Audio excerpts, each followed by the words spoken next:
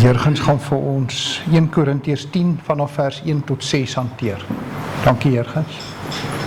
Wat 'n groot voorreg om ook uit Vader se woord vir ons voor te dra. 'n Opdrag wat hy ook vir ons gee, wat ons met nederigheid aanvaar en na die beste van ons vermoë dit met mekaar deel. Die onderwerp van die referaat is 1 Korintiërs 10 vers 1 tot 6. En wanneer ek hierdie gedeelte lees in Korintiërs, wil ek net hê julle moet net julle gedagtes terugvat na 'n tydperk toe Paulus op sy sendingreise was en 'n gemeente gestig het in Korintiërs. En hy skryf aan hulle 'n brief. Want ek wil nie hê, broers, dat julle nie sou weet nie, dat ons vaders almal onder die wolk was en almal deur die see deurgegaan het. En almal in Moses gedoop is, en in die wolk en in die see. En almal dieselfde geestelike spys geëet het, en almal dieselfde geestelike drank gedrink het, want hulle het gedrink uit 'n geestelike rots wat gevolg het. En die rots was Messia. Maar Jahwe het in die meeste van hulle geen welbehaag gehad nie, want hulle is neergeslaan in die woestyn. In vers 6, en hierdie dinge was voorbeelde vir ons, dat ons nie begeerig moet wees, dat die slegte dinge soos hulle begeerig was nie.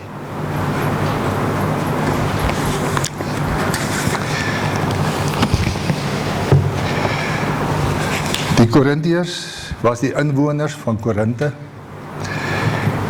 En Korinthe was 'n groot hawestad in die antieke Griekeland. Korinthe was veral bekend vir rykdom,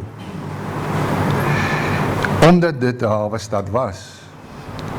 Omtrent 750 voor Messia het koning Bacchus beheer oor die stad geneem en dan die gevleelde perd die symbool geword het op die muntstukke en in die daaglikse simboliek van daai mense. Korinthe was dan 'n strategiese handelshuis tussen Asië en Europa. En in 146 voor Messia het hierdie Romeinse oorname in die hele Europa omtrent plaasgevind en ook hierdie stad verniel. En dit later in 44 voor Messia weer 'n Romeinse stad of kolonie geword. En hier het dan nou baie kulture gewoon en het gebuk gegaan onder groot morele uitdagings en spesifiek gedurende die eerste Christelike era, toe die apostel Paulus daar 'n gemeente begin het. En die gemeente het met sy tweede sendingreis tot stand gekom omtrent so 52 na Messia. En hy het omtrent 18 maande lank in die stad gewoon om die evangelie te verkondig en om die Christelike gemeente tot stand te bring. Paulus se briewe het veral probleme in Korinthe gemeente aangespreek. En een van hulle was oneenigheid. En as ons nou eerlik is met mekaar, dan is daar redelike oneenigheid met die Christene vandag nog. Maar ook immorele waardes. En daarom skryf hy hierdie briewe. En dan ook het hy geestelike riglyne verskaf met sy briewe. Verder het dit ook insig in die lewe van die vroegste Christelike gemeente verskaf. En Paulus het baie briewe geskryf. Ek gaan 'n paar noem, soos in Romeine. En dan het hy vir Korintiërs geskrywe. Galasiërs geskrywe, Efesiërs geskrywe, Filippense en dan Kolossense. En een ding van die kenmerk van Paulus se briewe wat veral vir my opgeval het, as hy hierdie briewe begin skryf, dan skryf hy so 'n inleiding. En Paulus, ek lees nou hierdie inleiding van Korinte. Dit volg nou voor hierdie gedeelte wat hy aan die gemeente geskryf het, wat ek nou voorgedra het as my onderwerp. Paulus, 'n geroepene apostel van Yeshua Messia, deur die wil van Jahwe en die broers Sosthenes aan die gemeente van Jahwe, wat in Korinte is, aan die heiliges in Yeshua Messia, die geroepe heiliges, saam met almal wat die naam van ons meester Yeshua Messia in elke plek aanroep, hulle sowel as onze Vader Jahwe. Genade vir julle en vrede van Jahwe, onze Vader en ons meester Yeshua Messia. Ek dank my Elohim altyd oor julle vir die genade van Vader Jahwe, wat aan julle in Yeshua Messia gegee is, dat julle in alle opsigte in hom ryk gemaak is, in elke woord, alle kennis, soos die getuienis aangaande Messia bevestig is onder julle, sodat julle in geen enkele genadegawe agterstaan nie, terwyl julle wag op die openbaring van onze meester Yeshua Messia, wat julle ook sal bevestig tot die einde toe, om in die dag van ons meester Yeshua Messia onberispelik te wees. Vader Jahwe is getrou, deur wie julle geroep is, tot die gemeenskap met sy seun Yeshua, ons meester en ons Vader. Dit is vir my baie treffend dat hy ons herinner wie ons Vader is, hy herinner ons met wie ons gemeenskap het, hy herinner ons wie ons verlosser is, en hy herinner ons in hierdie aanhaling, in die inleiding van hierdie brief, dat ons 'n verwagting het om die seun Yeshua Messia te verwag. En as ek nou hierdie eerste gedeelte lees, dan wonder ek, waarom skryf hy so iets? Want ek wil nie hê, broers, dis nou my teksvers, dat julle nie sou weet nie. So asof hy met iemand praat daar wat sê, maar julle is, ek herken julle en julle herken my. Julle weet wie ek is. Al is ek 52 jaar na Messia hier by julle, en ek stig hierdie gemeente met julle, hierdie etnos. Hulle moet toch weet van wat 'n Vader hy praat. Almal onder die wolk was. Dit is die Vaders. En almal deur die see gegaan het. So hulle herken die geskiedenis. En almal in Moses gedoop is, in die wolk en in die see. Ek wil by julle 'n gedagte tuisbring, miskien wat sy gedagte kon gewees het, dat hy het gepraat van om uit Egipte te kom. Maar hy skryf aan hierdie mense in Korinte, ek is besorgd oor julle oneenigheid, julle immorele waardes. Ek is baie besorgd daaroor, terwyl julle weet wat julle voorvaders vandaan kom. En ek kan sê dat hierdie Egipte, waar hulle uitgekom het, 'n tipe van 'n leefstyl was, die lewe van vlees en van sonde. 'n gemaklike lewe, elke dag so routine. 'n tipe van lewe in die vlees sonder enige geestelike ontwikkeling te ervaar. Eintlik meer so slawe, elke dag, julle werk te doen. Om uit Egipte te kom is soos om 'n einde te maak van die ou lewe. Die lewe van die vlees te verruil om plek te maak vir 'n geestelike lewe. Die lewe wat almal wil hê, om in verhouding met Vader Jahwe te wees, om in Moses gedoop te word, in die wolk en in die see deur te gaan, is om die ou lewe van slawerny in die vlees af te lê vir die nuwe verhouding met Jahwe deur sy seun Yeshua, Messia. Vader Jahwe manifesteer sy krag en sy voorsiening vir ons, om deur die see te gaan in die woestyn in. En daar ontvang die volk wat? Dan sê die skrifgedeelte, en almal dieselfde geestelike spys geëet het, en almal dieselfde geestelike drank gedrink het, want hulle het gedrink uit 'n geestelike rots wat gevolg het. En die rots was koning Yeshua, Messia. En hier in die woestyn, die onbekende, daar moet jy sterk staan. Maar jy het nou gekies om nou daar te wees. Kan die volk die volheid van Vader Jahwe se voorsiening en sy seëninge ontvang.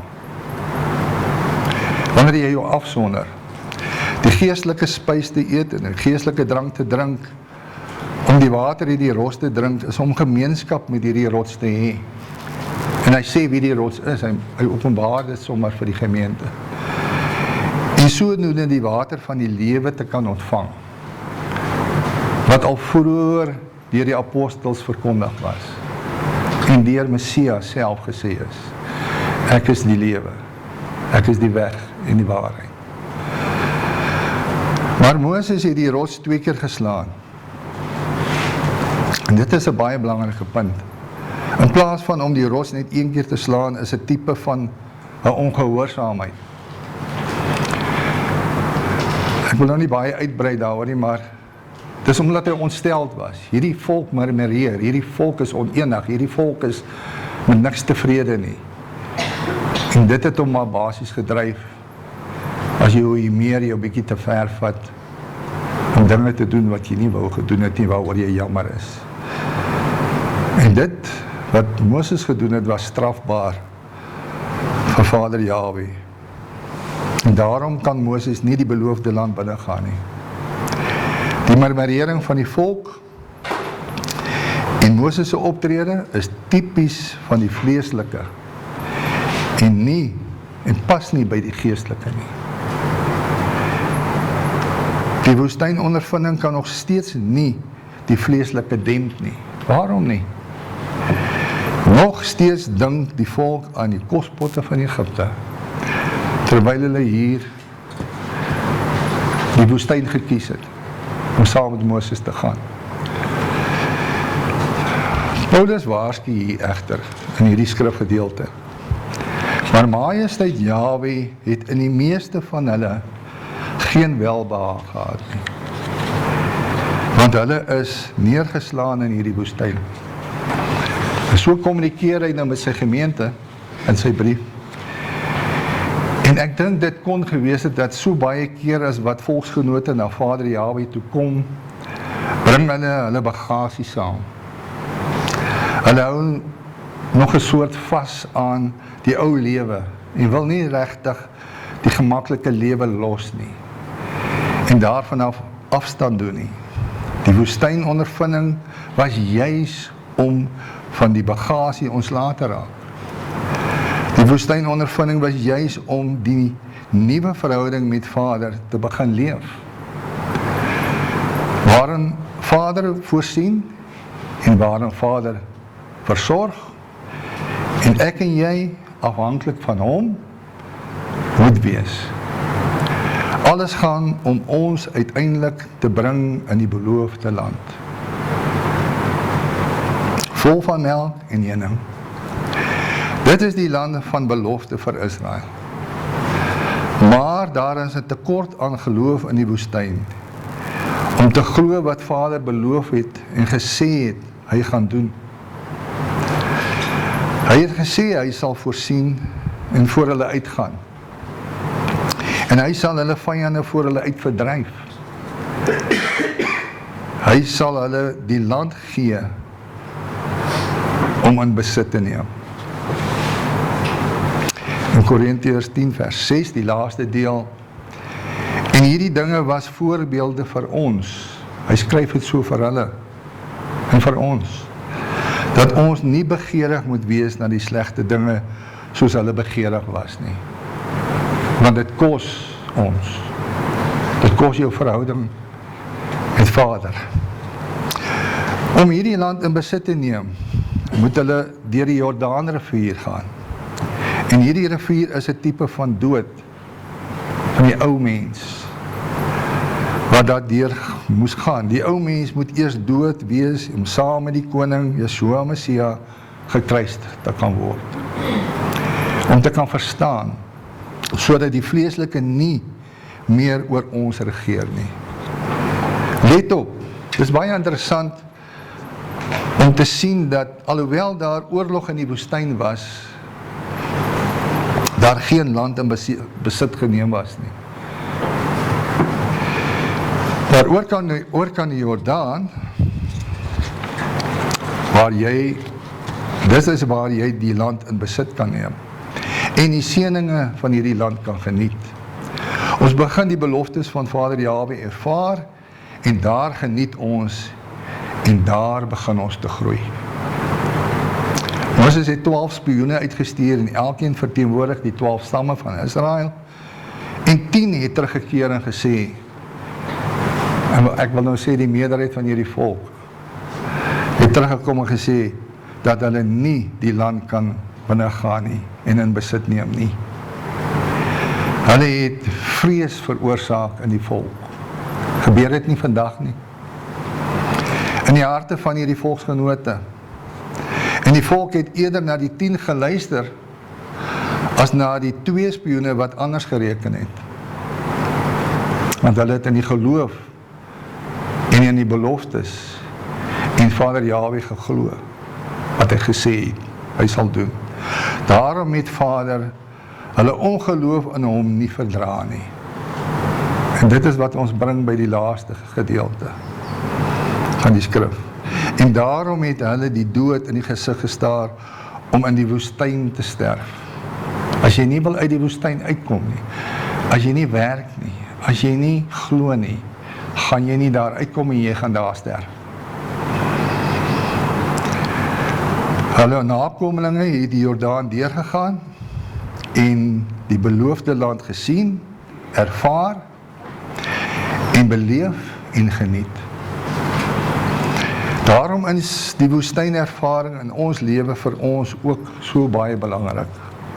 Dat ons nie begeerig moet wees na die slegte dinge, soos hulle begeerig was nie.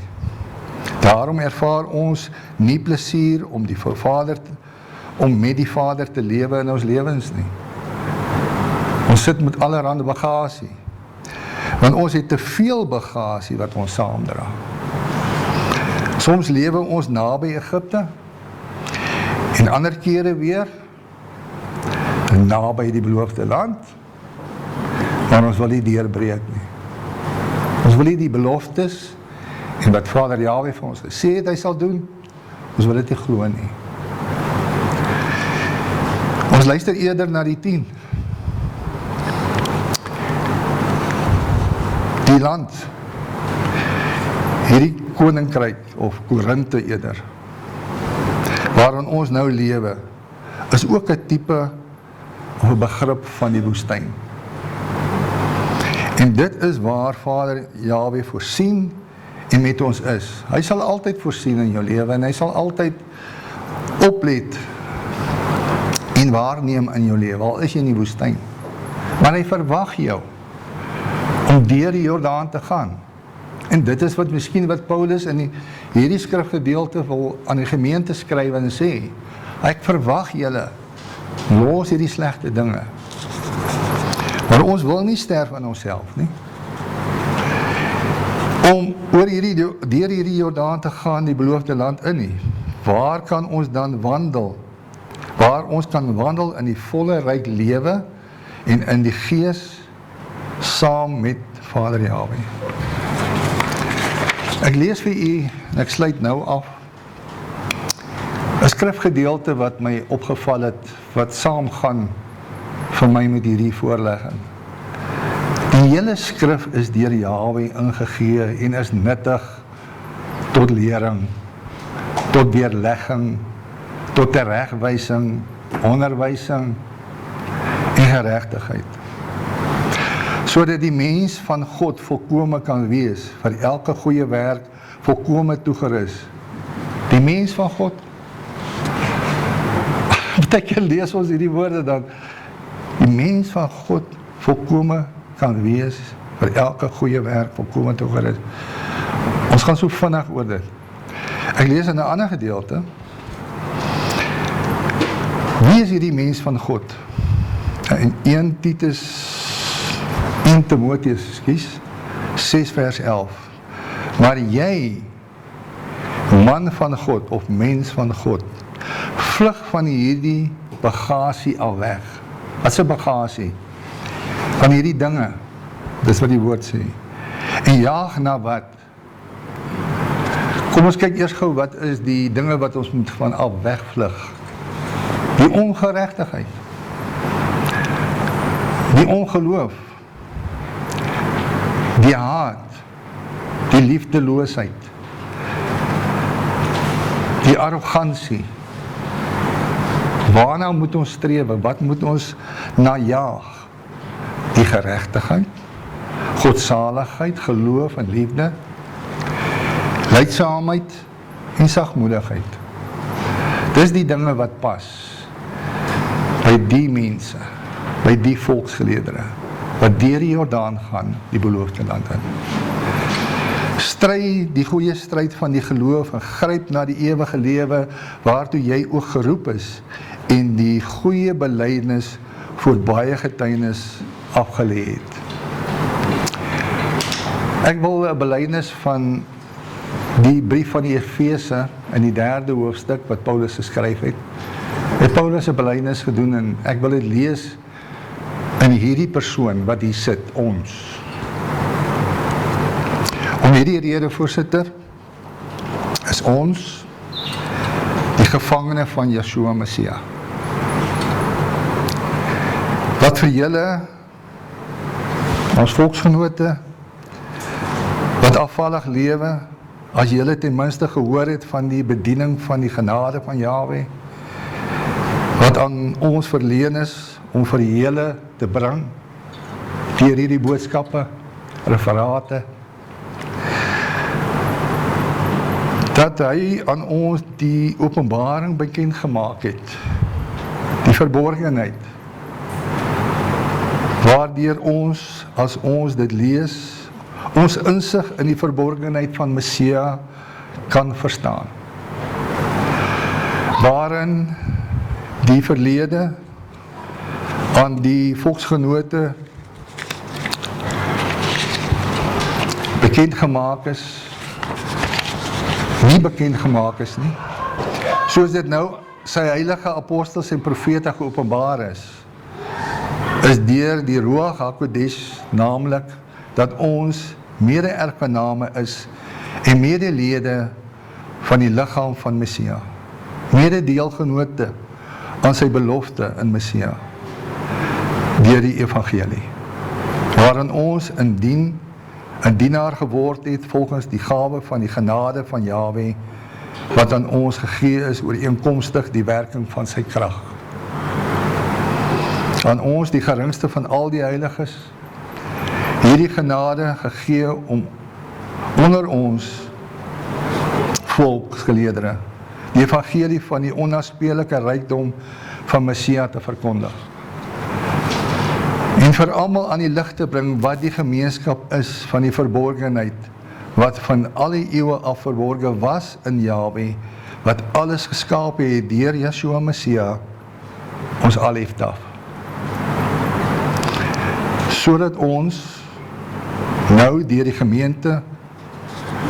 gemeente, baie forums soos hierdie gemeente, aan die owerhede en die magte in die hemele en die menigvuldige wysheid van Jahwe bekend gemaak kan word volgens die ewige voorneme dat hy opgevat, wat hy opgevat het in Yeshua Messia, ons koning, ons verlosser, en wie ons die vrymoedigheid en die toegang het met alle vertroue deur die geloof in hom. Dankie voorsitter. Baie mooi, baie diep, baie mooi saamgestel. Dit het my ook nogal laat dink aan daai gedeelte in Openbaring 18, van kom maar uit Babylon, sodat jy nie gemeenskap met haar gode en deel van haar peste word nie. Dit kan ook, ek sien dit ook so, en veral daar van die woestyn, waar die woestyn is vir my ook soos 'n drukgang, waardeur hulle gegaan het, op pad na die beloofde land toe, en hulle is nog nie in die beloofde land nie, maar weens Israel se ongeloof. En dit bevestig net weer eens dat genetika, om te sê ek 'n Adamiet en 'n Israeliet, is nie genoeg. Want sonder geloof kan ons nie Vader Jahwe behaag nie. Ons moet geloof hê, ons moet glo. Ons moet glo dat daartoe, waantoe ons gaan, dit is Vader se wil, en ons moet dit so doen, en dis hoekom hulle almal, volgens soos wat Jurgens verduidelik, was eensgesind, hulle die water, die kos, hulle het alles so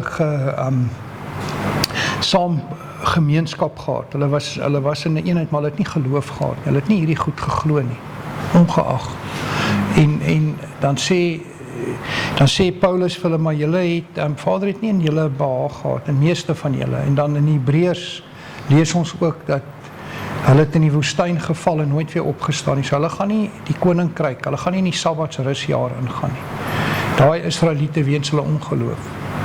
En dit is ook vir my 'n oproep, baie mooi, van hoe ons onsself moet bekeer. Eers het baie mooi gesê, vir my beteken dit ook dit. Is daar enigiemand wat iets wil bydra? Flip.